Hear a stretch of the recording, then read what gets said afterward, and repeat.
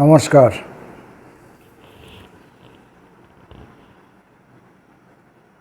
কয়েকটি কবিতা পাঠ করব। কবিতাগুলি আমি নিজে পড়ব, আমার জন্যে প্রথমবার। কবিতাগুলির কোত্থেকে পাচ্ছি সেটা বলে রাখা ভালো। পরমা প্রকাশিত। পরমা একটি বিখ্যাত তৎকালীন দিনের একটি নামকরা পত্রিকা, যার সম্পাদক ছিলেন মনীন্দ্র গুপ্ত এবং রঞ্জিত সিংহ। সেই পরমা প্রকাশিত মনীন্দ্র গুপ্ত এবং রঞ্জিত সিংহ সম্পাদিত এক বছরের শ্রেষ্ঠ কবিতা। এই কবিতাগুলি সব পরমা পত্রিকায় প্রকাশিত। এবার সেই প্রকাশিত কবিতার এক বছরের শ্রেষ্ঠ কবিতা। এখন এক বছরে যাবতীয় যা কবিতা ছাপা হয়েছিল তার থেকে শ্রেষ্ঠ কবিতা বেছে নেওয়া হয়েছে, নাকি এক বছরে সমস্ত শ্রেষ্ঠ কবিতাই ছাপা হয়েছিল সেটি জেনে নেবার দরকার আছে। তো যাই হোক, আমরা মোট 5 বছর পর পর এই সম্পাদকদ্বয় এই কাজটি করেছিলেন। এক বছরে শ্রেষ্ঠ কবিতা, 5 বছরে 5টি। তার একটি অখণ্ড সংগ্রহ প্রকাশ করেছেন ত্রিষ্টুপ প্রকাশনার ব্রজকুমার সরকার। বইটিতে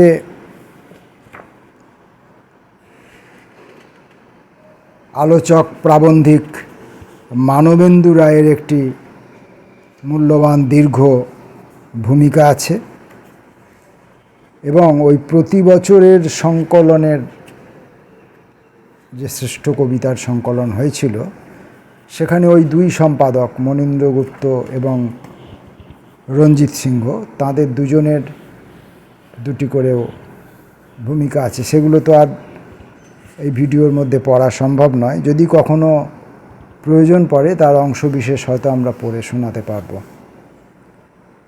আমরা প্রথম বছরের যে কাজ কবিদ্বয়ের 1972 সালে পত্রিকা থেকে প্রকাশিত শ্রেষ্ঠ কবিতাগুলি। পরমার সম্পাদকীয় দপ্তর ছিল 32 বালিগঞ্জ প্লেস, কলকাতা 19।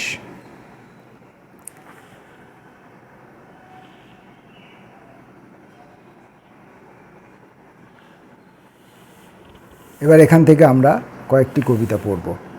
অজস্র কবিতা আছে, সেসব কবিতা আমরা ক্রমে ক্রমে পড়তে পারবো। যদিও এই যে বইটি আমি সংগ্রহ করেছি ব্রজর কাছ থেকে, এই বইটি আমি আমার কাছে রাখতে পারবো না, কারণ আমার এক বিশিষ্ট বন্ধু আমাকে এই বইটি সংগ্রহ করবার জন্যে বলেছিলেন। তাকে আমি এই বইটি পাঠিয়ে দেবো। তার আগে কয়েকটি কবিতা আমি পড়ে নেব, এবং পরবর্তীকালে আবার যদি বইটি আমি সংগ্রহ করতে পারি তখন সম্পূর্ণ কবিতাগুলো হয়তো ধীরে ধীরে পড়তে পারবো। অমিতাভ দাশগুপ্তের কবিতা জমি সংক্রান্ত চতুর্দশপদী। হা হা মাঠ, পাণ্ডু শুয়ে মৃতবৎসা নারীর মতন, ত্বকে তার দ্রোণ কাঁটা, মাঝে মাঝে গোক্ষুরের দাগ, চক্রাকারে ঘুরে গেছে। তার কাছে দুঃখীর প্রার্থিত সাবেক দুধেল শস্য বাষ্প হয়ে অশ্রুর প্রথায় উবে যায় ফি বছর অভিজ্ঞতা, আঁকিবুকি কেটে। হা মাঠ, তবুও কিছু বলাৎকার প্রবণ মানুষ বাসি পেট কামবাসা জেনে তোর প্রতিটি কন্দর, লোহার শাসালো ডাঁট ঘুরিয়ে ঘুরিয়ে তৃপ্তি দিতে দোলাইবিহীন বুনো মোষ হয়ে নেমে চলে আসে। পিছনে সন্ততি ফেরে, মেটে আলু চোর ছোট মেয়ে উনুনের অন্তহীন গহ্বরে বাড়ায় নুলো হাত। পাছা ছেঁড়া শাড়ি, চিনে বাঁশের ফোকরে রুগ্ন চাঁদ, আয়াসে প্রস্রাব করে খানিক খানিক অঙ্গ ধুয়ে তোর নাড়ি ছেঁড়া ধান মোড়লেরই ভোগ্য করে যায়। অমিতাভ দাশগুপ্তের কবিতা তান্ত্রিক সর্বরী। আমারই ভিতরে ছিল একসঙ্গে চণ্ডাল ও চিতা। যখন উঠেছে ফুলে মোষের পেটের মতো হাওয়া, চামড়া হাড়ের লোভে এসে গেছে মুর্দা ফরাসেরা। অর্থাৎ কবিতা ছিল একই সঙ্গে ঘাতক ও মিতা। আশ্বাসের সোমপর্ণ টলটল সে সুনীল বিষ, করটি কঙ্কাল দেহে পিপাসায় ছাতি ফাটা ঠোঁটে তুলেছে তৃষ্ণার শান্তি। কণ্ঠনালী বেয়ে সে আরক পুষণের তীব্রতার বলেছিল তোর শান্তি হোক। না ঘুমে না জাগরণে কিভাবে যে যায় বিভাবরী, আমার উদ্যমহীন ভাষ্যে শুধু থাকে কুটোই সোনা। এহেন আগুনে হাত সেঁকা যায় সর্বস্ব জ্বলে না। মত্ততর রাত্রি জলে কেশে গুলফে হৃৎপিণ্ডে আমার। দুরারোগ্য মূর্খতায় সুধাভ্রমে বিষ পান করি। সব সাধনায় বুকে উঠে আসে তান্ত্রিক সর্বরী।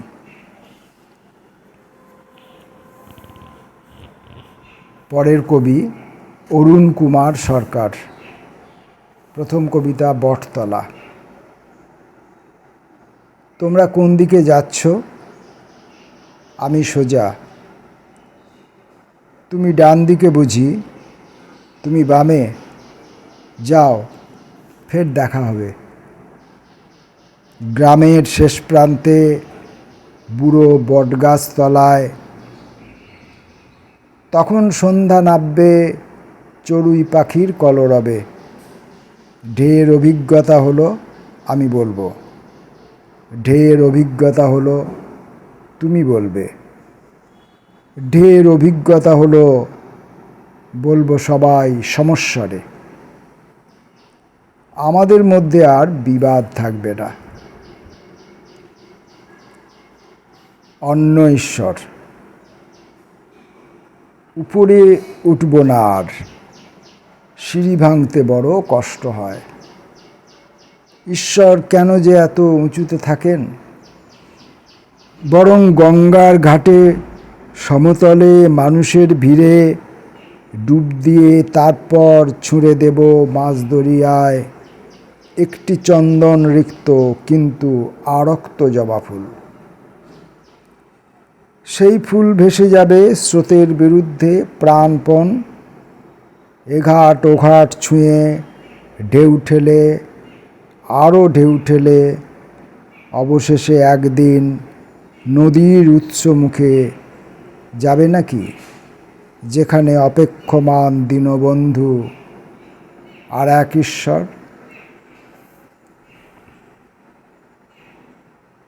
অরুণ কুমার সরকারের দুটি কবিতা পড়লাম। এবার অরুণাভ দাশগুপ্ত। সমীর গহনে অগ্নি। এসো নিঃশব্দ থাবায় এসো আমার রেশমি জাগুয়ার।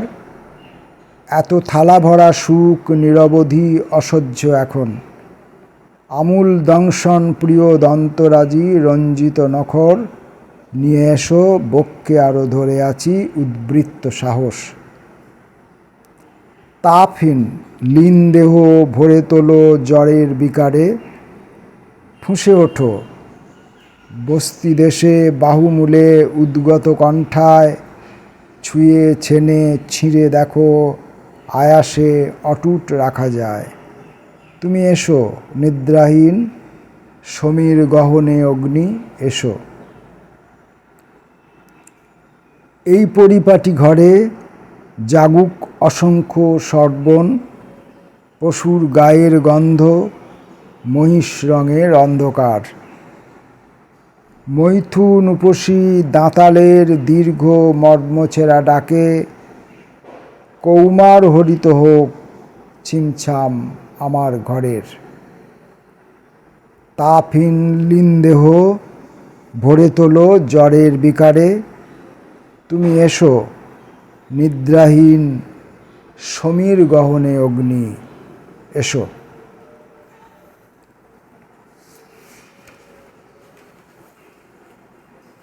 পরের কবিতাটি অরুণেশ ঘোষ, মাকে।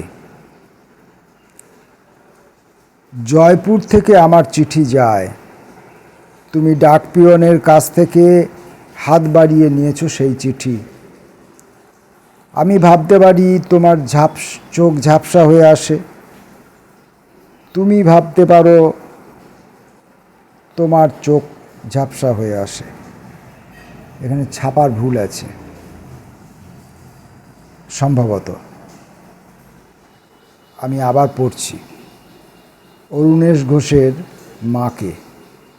জয়পুর থেকে আমার চিঠি যায়, তুমি ডাকপিয়নের কাছ থেকে হাত বাড়িয়ে নিয়েছো সেই চিঠি। আমি ভাবতে পারি তোমার চোখ ঝাপসা হয়ে আসে, আমি ভাবতে পারি তোমার চোখ ঝাপসা হয়ে আসে। তুমি পড়তে পারো না, ছানি ফেটে বেরিয়ে আসতে চায় তোমার চোখ, তোমার যুবা বয়সের সেই চকচকে চোখের মণি। তুমি চিঠি পড়তে পারো না মা আমার, তোমার সাদা ছানি ক্রমে রক্তিম, ক্রমে নীলাভ হয়ে যায়। সেই হিজিবিজি আঁকা একখণ্ড কাগজ হাতে নিয়ে তুমি বসে থাকো। তুমি বসে থাকো সারা দুপুর, দুপুর থেকে গড়িয়ে গড়িয়ে সন্ধেবেলার দিকে যাও। আমি দেখতে পাই লাইট পোস্টের তলায় তুমি বসে আছো, ভিখিরির মতো তোমার পোশাক, ভিখিরির মতো তোমার চুল, আধা অন্ধ দু চোখ তুলে তুমি তাকাও। মেয়েদের হল্লাগলির ভেতর থেকে ভেসে আসে, তুমি শুনতে পাও মাতালদের হা হা হাসি। তুমি বসে থাকো। আমার হাত ধরে সেই ছেলেবেলায় যেখানটায় এসেছিলে সেখানেই থেকে গেলে চিরটা দিন। আমি তো কত দেশ ঘুরে বেড়ালাম, কত সরাইখানায়। আকণ্ঠ মদ্যপানের পর আমার স্বপ্নহীন ঘুম শেষ হয়ে গেল। এক সরাইখানা থেকে আর এক সরাইখানায় হেঁটে যাওয়ার পথে আমার সঙ্গে আলাপ হলো বেশ্যাদের। ক্লান্ত ঘুম জড়ানো তাদের চোখ, চোখ কুচলে হাই তুলে সায়া ও ব্লাউজ পরা মেয়েরা বেরিয়ে এলো আমার গলা শুনে। আমাকে ছুঁয়ে দেখলো, ওদের উরুসন্ধিতে দুই বুকের মধ্যিখানে মুখ ডুমিয়ে আমি আমার অজান্তে খুঁজে বেড়ালাম ছেলেবেলা। মা আমার, তুমি চিঠি শুঁকে দেখো, সেই গন্ধ, সেই পুরনো গন্ধ ছেলেবেলাকার। চোলাইয়ের গ্লাসে আমার সাদাটে ঠোঁট নড়ে ওঠে, চোখ ও চশমা শুদ্ধ আমার মুখের ছায়া। নাথুয়া শালবাড়ির নেপালি মেয়েদের হো হো হাসির মধ্যে আমার দাড়ি ধূসর হয়ে আসে, আমার চুল। মা, আমাদের কোনো দুঃখ নেই আর কোনো শোক, দুজনেই মরে পড়ে থাকবো, দুজনেই দুই দেশের দুরকম রাস্তার পাশে একই রকমভাবে।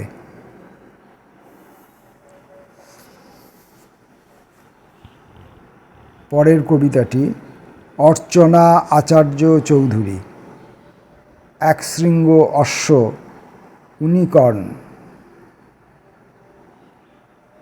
খিড়কি খোলা একলা আমি পুকুর পাড়ে, জলের নিচে শালুক ভরা টুকরো আকাশ, শূন্যে চিল, পাক খাওয়া চিল, কালো বিন্দু, চতুর্দিকে নিবিড় বন, শান্ত ছবি।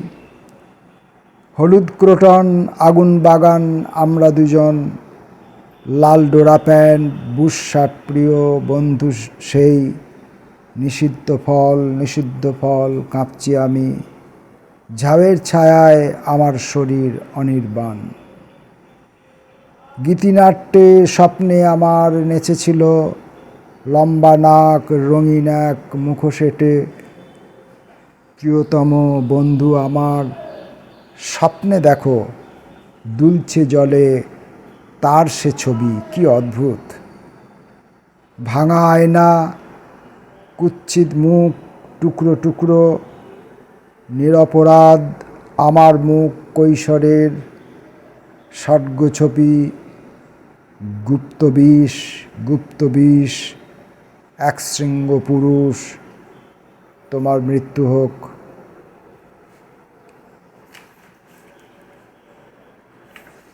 অলোক রঞ্জন দাশগুপ্তের কবিতা, বিবাহিত প্রেমের একটি কবিতা।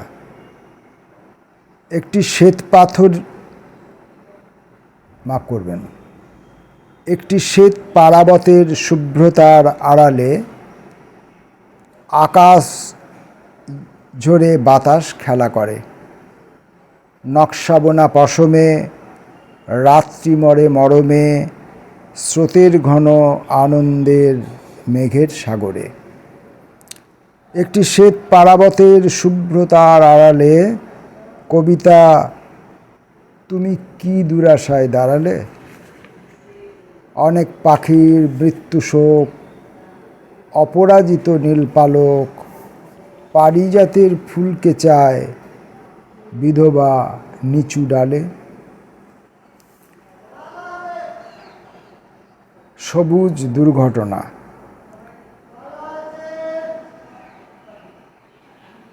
অরণ্যে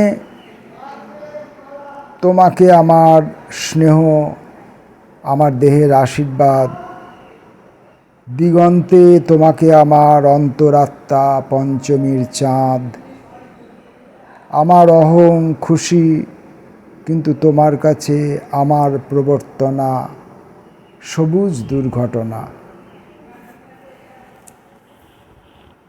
রং নাম্বার। দুর্ঘটনার পর মসৃণতম মরুভূমির ভিতর আমার এই বসে থাকা, শৌখিন এই মরুভূমির ভিতর, ফ্রিজের ভেতর ফ্রিজ, আমি তার মধ্যে, আমার মধ্যে আমি, কোনো শব্দ নেই, ঘূর্ণমান পাখার শব্দ হতো বলে তাও সরিয়ে নিয়েছেন মরুভূমির মারোয়ারি বাড়িওয়ালা। শৌখিন এই মরুভূমির ভিতর, ফ্রিজের ভেতর ফ্রিজ, আমি তার মধ্যে, আমার মধ্যে আমি, কোনো শব্দ নেই, ঘূর্ণায়মান পাখার শব্দ হতো বলে কোনো শব্দ নেই, ঘূর্ণায়মান পাখার শব্দ হতো বলে তাও সরিয়ে নিয়েছেন মরুভূমির মারোয়ারি বাড়িওয়ালা। আমার সঙ্গে যারা দেখা করতে আসে তাদের ছেলে মেয়েদের আসা বারণ। বানটিকে আমি কতদিন দেখিনি। পাশের ফ্ল্যাটে মখমলের সিঁড়ি বেয়ে আসে জন্ম নিয়ন্ত্রণ প্রিয় নাগরিক। শব্দভেদী সায়কে প্রেমিকার মুখ অস্বাভাবিক সুন্দর দেখে ফিরে যায়।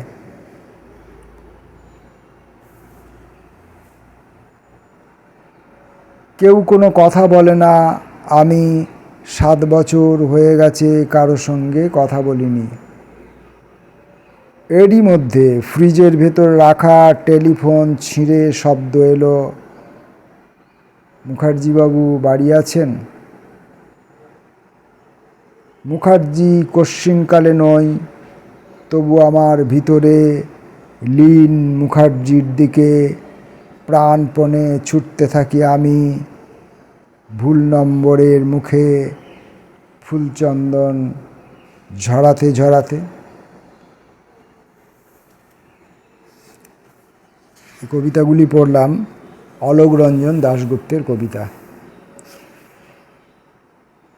এবার আমরা পড়ব অশোক দত্ত চৌধুরীর কবিতা তোমার চোখের জন্য ভাষা লাল কার্নেশন। অপরিচয়ের মধ্যে বিস্তীর্ণ শহর, নাম আমি প্রতিদিন খুব কাছাকাছি ডাক দিই। আমি তোমাকেই চিনি নারী অথবা উষসী, তোমার বুকের উর্বি মুহূর্তের গঠন পাল্টায়। প্রতিদিন পৃথিবীর ভাঙচুর তোমার বুকের কাছে নিহিত আমার শব্দ তোলে। তোমার চোখের জন্য ভাষা লাল কার্নেশন, যেন নাক্ষত্রিক অসংখ্য বিদ্রোহী মানুষের জন্ম অভিমান। আজ জড়ো হয়ে নারী আমাকেই স্থির স্পর্শ দাও। আমি জানি তুমি ওষ্ঠ, তুমি অভিপ্সার দেহমুদ্রা, লাল তীব্র লালের ব্যবহার, লোকায়ত ঈশ আমার জন্মের ভ্রূণ পড়ে থাকে তোমারই পায়ের কাছে। আমি ভিক্ষা চাই নারী অথবা উর্বশী, তুমি অপরিচয়ের মধ্যে নাম দেখো। নিমজ্জমান শতাব্দীর হাহাকার ছুটে আসি, আমি বিদ্রোহী জন্মের এক তৃষিত মানুষ। অসিত কুমার ভট্টাচার্য। ইচ্ছাকেই ক্লান্ত করে, ইচ্ছাকেই ক্লান্ত করে এইসব ক্রমাগত এই ইট ইট বেটে ঘর, দোতলা কি তেতলা কে জানে। দরজা জানালা গ্রিল লাল নীল, কোনো ভেদ নেই ঠাসাঠাসি পাশাপাশি। শহরের নাম তার ধাঁচে সকলই পরের পর। আগে থেকে সব ঠিক আছে, ফুটপাতে সরু গাছ, ছাড়া গরু, চৌখস ছেলে, অতি উদাসীন মেয়ে। কি যেন দোকান, ভিড় ঠেলে যতই যেখানে যাও একই ভিড়, একই মুখ নাম। এটা কি নতুন নাকি? কবে যেন এখানে এসেছিলাম মনেও পড়ে না। শুধু শরীরে বিরক্ত স্বেদ জমে, অথচ তাকাই যদি নিজের নিভৃতে, যদি খুঁজি দূরের দ্বীপের নাম, আরও দূর সৈকতের সীমা, সমুদ্রে তারার রাত, হু হু হাওয়া যদি পেতে চাই, বিশাল আলোয় ভরা প্রসারিত মাঠের মহিমা। পৃথিবী আসে না কাছে, শুধু এক স্মৃতির সীমায় ধরা দেয়। দেয় না বা পুরনো বইয়ের কোনো ছবি সময়ের ভাঁজে ভাঁজে পড়ে আছে। এখন এসবই নীল কুয়াশার পাড়ে, আলো নীল গিরিরেখাগুলি, কিছুই থাকে না আর। আমি যদি আমাকেই ভুলি, নিস্তব্ধ ফুজির পাশে খড় ক্ষিপ্ত হকুশাই ফেনা, কেবল কাহিনী ছবি, কোনোখানে সান্ত্বনা আনে না।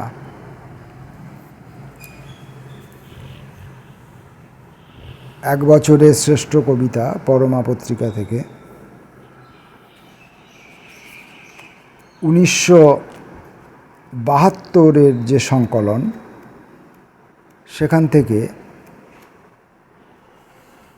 আমরা শুধুমাত্র অ এই স্বরবর্ণটি দিয়ে যেসব কবিদের নাম বা যাদের কবিতা এখানে সংকলিত হয়েছে তাদের কবিতাগুলি পড়লাম। অন্য একটি ভিডিওতে পড়ব। ততক্ষণের জন্য নমস্কার।